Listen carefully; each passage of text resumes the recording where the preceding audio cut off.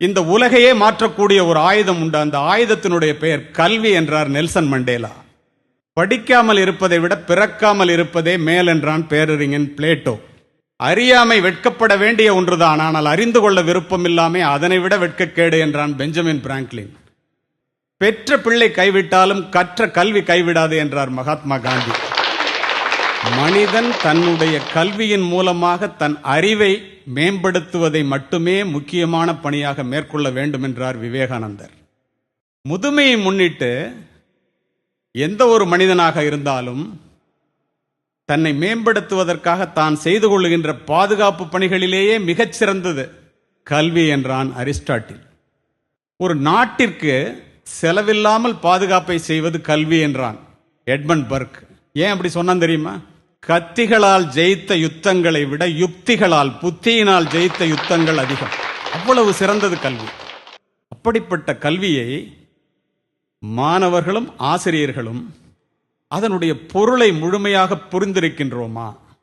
எல்லோரும் படி படி என்று சொல்லுகின்றார்களே, எதற்காக படிக்க வேண்டும்?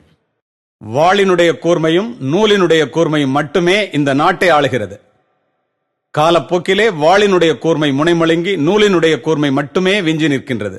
கூர்திட்டப்படாத எதுவுமே முனைமழுங்கி போய்விடும். நம்முடைய மூளையும் அவ்வாறே. மூளை கூர்திட்டப்பட வேண்டும் என்றால் நாம் தொடர்ந்து கற்க வேண்டும்.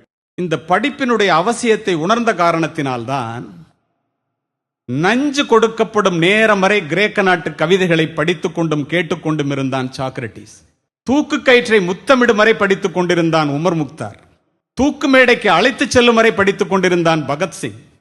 படுக்கின்ற இடம் கூட படிப்பகத்திற்கு அருகாமையில் கேட்டார் அண்ணல் அம்பேத்கர். படித்துக் கொண்டிருந்த புத்தகத்தை முடித்து விட வேண்டும் என்பதற்காக தன்னுடைய அறுவை சிகிச்சையே அடுத்த நாள் மாற்றி வைக்க சொன்னார் பேரறிஞர் அண்ணா. பயணங்களின் போது எல்லாம் படிப்பதையே தன்னுடைய வழக்கமாக கொண்டிருந்தார் பாரதத்தினுடைய முதல் பிரதமர் ஜவஹர்லால் நேரு. படித்துக் கொண்டிருந்த புத்தகத்தை முடிக்காமல் தூக்கத்தையே மறந்தவர் முன்னாள் ஜனாதிபதி ராதாகிருஷ்ணன் அவர்கள். படிப்பால் மட்டுமே பாரதத்தை பாராள வைக்க முடியும் என்று படித்து படித்து சொன்ன மகா மனிதர் திரு APJ அப்துல் கலாம். 35 ஆண்டுகள் நூலகத்திலே மூழ்கி மூலதனம் என்னும் வேதாந்தத்தை கண்டுபிடித்தான். இன்று வரை கம்யூனிஸ்டுகளுடைய பைபிளாக போற்றப்படுகிறது கார்ல் மார்க்ஸ். இதையெல்லாம் நான் எதற்காக சொல்லுகின்றேன் என்றால், படிப்பு ஒரு மனிதனை எந்த அளவிற்கு உயர்த்தும் என்பதை ஆசிரியர்கள் உணர வேண்டும். பிக்காசோவினுடைய ஓவியத்தை விட, பீத்தோவனினுடைய இசையை விட, ஹியூகோவினுடைய ஒரு வாக்கியம், கதையினுடைய ஒரு கடைச்சொல், கம்பனினுடைய ஒரு செய்யுள், பாரதியினுடைய ஒரு பாட்டு, என் கண்ணதாசனினுடைய ஒரு வரி நம்முடைய வாழ்க்கையே புரட்டி போட்டது. அதற்காக படிக்கிறது. இரவு முழுவதும் தொழுகையில் ஈடுபடுவதை விட 1 மணி நேரம் கற்பித்தல் மேலானது என்கிறார் நபிகள் நாயகம். கற்றுக்கொள்வது மனித பண்பு, கற்றுக் கொடுப்பது மனித மாண்பு.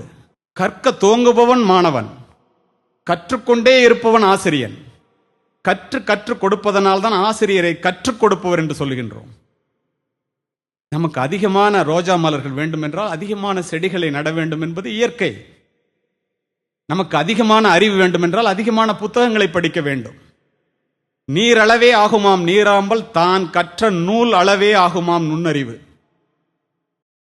நிறைய பட்டங்களை பெற்று தன்னுடைய பெயரை அலங்கரிப்பவர்களை விட நல்ல புத்தகங்களை படித்து தன்னுடைய மனதை அலங்கரிக்கின்ற ஆசிரியர்கள் மேன்மையானவர்கள் என்பேன்.